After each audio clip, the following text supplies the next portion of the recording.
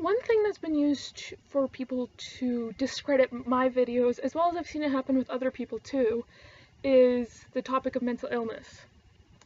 People have this idea that if someone has a mental illness of some kind, that they instantly, anything they say, well, it's no merit, and it's just, the ravings of a madman or woman, or somewhere in between.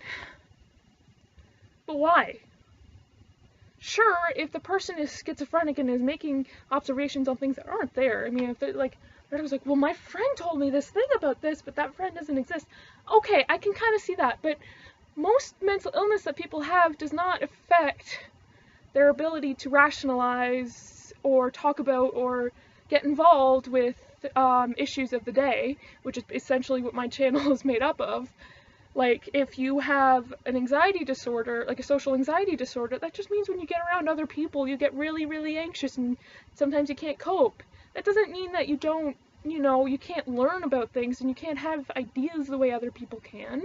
Or if you have depression, that just means that, okay, fine, it can change your outlook on life and that everything looks a little bit more bleak, but at the same time, it doesn't stop you from being able to observe things about the day and make conclusions about them.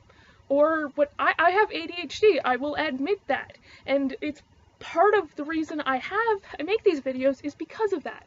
Because I learn about something and I get passionate about it, and then I want to spread that information I've learned or this conclusion I've come up with the world. And so instead of driving my friends and family crazy like I used to, I make videos about them and share them with the world literally, because, like, as Albert Einstein said, I have no special talent, I'm just passionately curious. And I am. I love learning new things, whether they be just from, like, actual topics, like science or psychology or whatever else, or about world issues or whatever else. I love learning. And I love to spread knowledge. I love gaining new knowledge so that I can spread it with others. My friends have nicknamed me Little Miss FYI because every single time someone says something that reminds me of a fun fact I know, I instantly spout it out. I've gained a reputation for that with my friends. And if they post something on Facebook and I end up doing that, they're like, oh, there's Kate doing that again. Because I just love teaching and I love learning. And so I like to do that with everyone else because I see so much ignorance in the world and so much lack of knowledge and information. And I realize that, especially in our fast-paced culture, sitting down and reading a textbook is one of the least effective ways of teaching people things nowadays. The best way is to put a video on YouTube, because you're spending hours on YouTube anyways, right? Which is why, like, I've subscribed to channels like SciShow or TED Talks or Vsauce, etc., etc. Because I find this shit interesting. I find things interesting, and I like spreading that knowledge. So, but the mental illness. Sorry, back to on topic. You can tell I have ADHD. I get off topic so easily, and I'm very thirsty.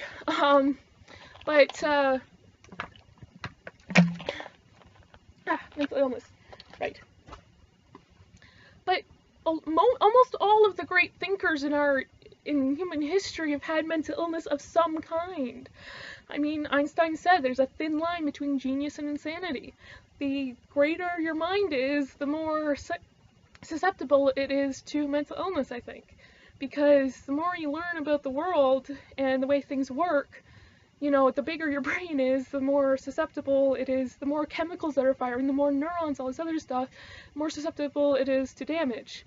And oftentimes people escape through their problems in life through reading or learning or something. I know I do that. And but the thing is that if you experience trauma in life, it's going to fuck up your brain a little bit.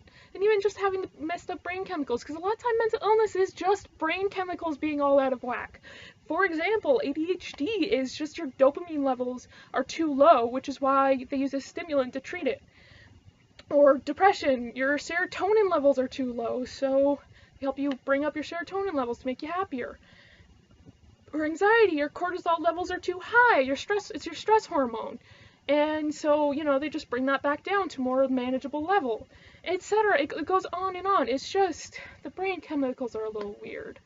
And this kind of, it is sort of an ableism, you know, ableism being the kind of like the sexism or racism to people with disabilities. You know, just because someone has a disability, whether it be mental or physical, does not mean that they can't live a full life, and they just need to do things a little bit differently. They need to get treatments for it to deal with this thing. It does not make them any better or worse as a person. It could just affects the way they have to do things. So me, I have all this extra energy from my ADHD and all this, you know, wanting to talk to people. So as is almost therapy, I make videos about things I wish to talk to about people with it, and so I don't, you know, bug my friends and push everyone who's close to me away. And apparently people like it, because I have a surprise. I'm sorry, I know I've talked about this in like the last couple videos, but I cannot get over how many fucking subscribers I've ended up with in like the last 2 weeks. Like, shit. Anyways, but even if you have a very serious mental illness, a lot of mental illness has some serious stigma, like bipolar or borderline or personality disorders in general, or, you know, like a lot of them, they have this serious stigma, and to the point where if you find out that this person has this mental illness, you instantly, that person is a crazy person, and, you know, nothing what they say has any merit. That person just, fuck them, they're crazy, let them go live in their little crazy world, which is the worst thing you can do for them, because then it'll just make their mental illness worse instead of better. Because as long as people are getting treatment for these mental illnesses, they can still lead a very productive life. Like with bipolar, it's just a mood disorder. You go through periods of time where you're extremely happy or just very depressed, and that isn't even all the time. You're not constantly in one of those states, or you have in-between stages as well. And I am running out of time because I'm trying to make my video shorter, but basically, mental illness does not discredit someone, because sometimes it's because of your mental illness that you're able to see things in a way that no one else could, so that you bring a new light to the table because you see the world in a way that other people don't. So you're able to make conclusions about things. Like Einstein, he saw everything in a totally different way, and that's why he was so revolutionary.